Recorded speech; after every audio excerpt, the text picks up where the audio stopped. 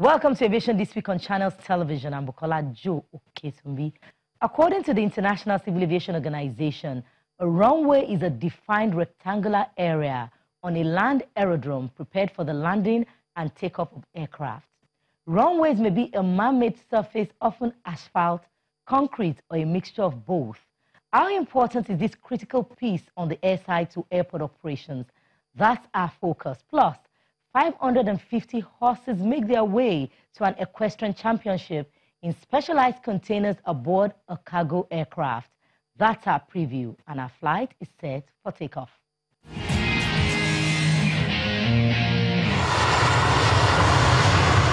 An airport is an aerodrome with extended facilities, mostly for commercial air transport, which include a control tower.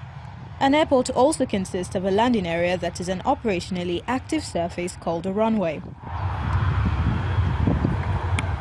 This mostly concrete platforms for the stars of the show, those giant tubes of aluminium launching themselves into the sky at hundreds of miles per hour.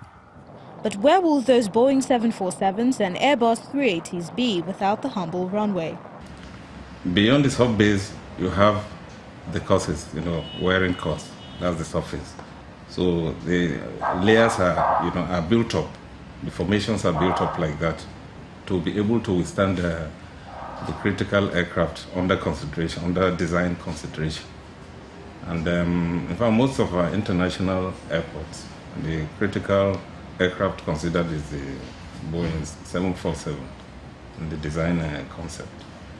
It should be able to be strong enough to withstand the pounding, landing, and the effect we get from landings.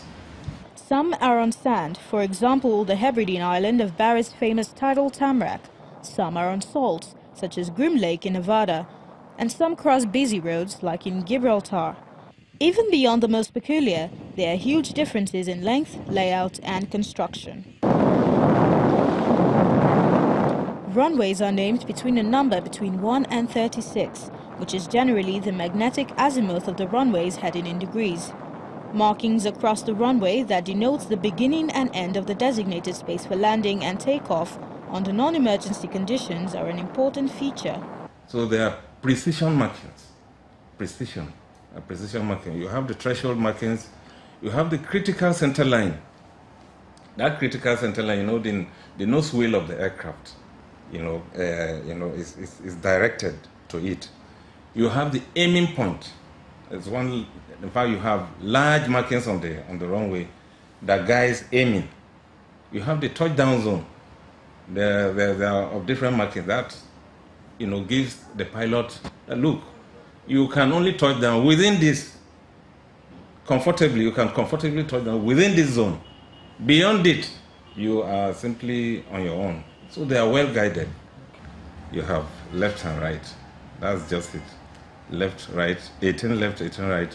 Then if you turn to the other side, you have 36 right, 36 left. 36. That's in fact, if you draw a straight line, the angle between one straight line is 180 degrees. That's 18. Then 36 is still either 36 or 180. This critical infrastructure most times need routine maintenance, and these include removing residual rubber, cleaning approach lights, repainting markings, evaluating surface integrity, checking for foreign objects, repairing cracks and resealing joints, cutting grass across the runway, ensuring water runoff paths are clear. Here in Nigeria, the runway of the Enugu airport came under the spotlight as governors of the southeast say it's begging for attention, so top aviation officials stopped by. As you know, facilities sometimes degrade with time. Runways have lifespan, and just like any other person, even we as human beings have lifespan. If maintenance are not done according to standard and renewals have not taken place as and when due, you certainly will have some failures like this. Plans are underway to carry out similar work that took place on Abuja runway to ensure longer life, better riding quality. Length is also a critical feature of a runway. At least 6,000 feet in length is usually adequate for aircraft weights below approximately 90,718 kilograms, while larger aircraft, including wide bodies, will usually require at least 8,000 feet at sea level and somewhat more at higher altitude airports.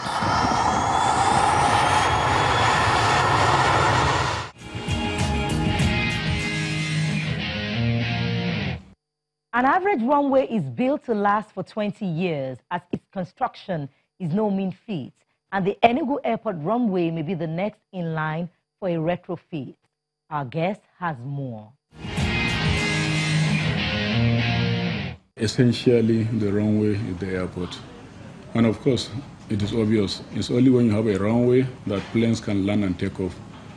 So that's why, according to the ICAO definition of aerodrome, runway takes that preference, that significance, as being the core item in any airport.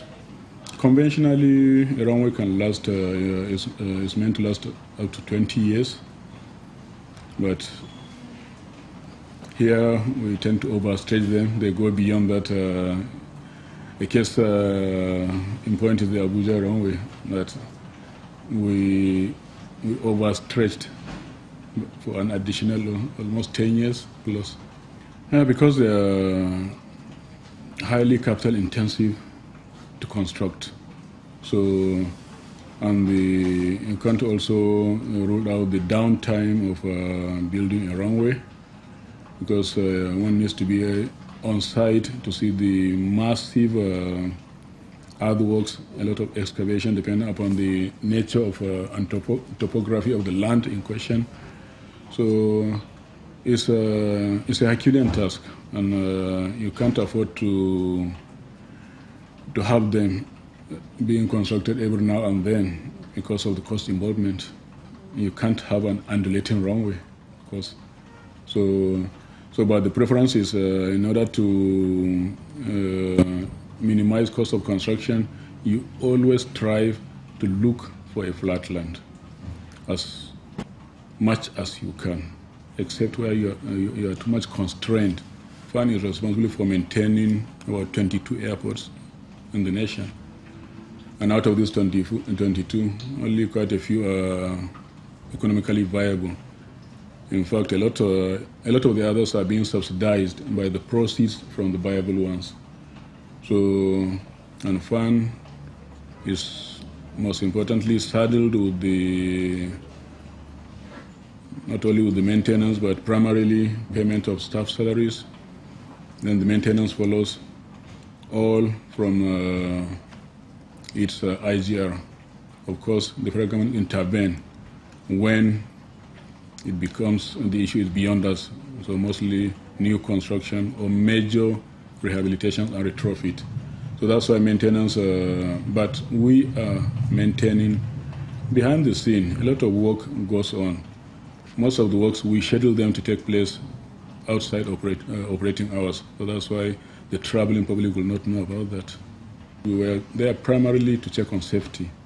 You know, in aviation, the overriding factor is safety. You talk of safety, safety, safety.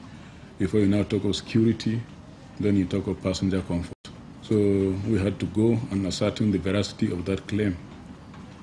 Agreed, much can be done to improve the riding quality of the runway, but outside that, the runway is quite safe to operate into Enugu Airport.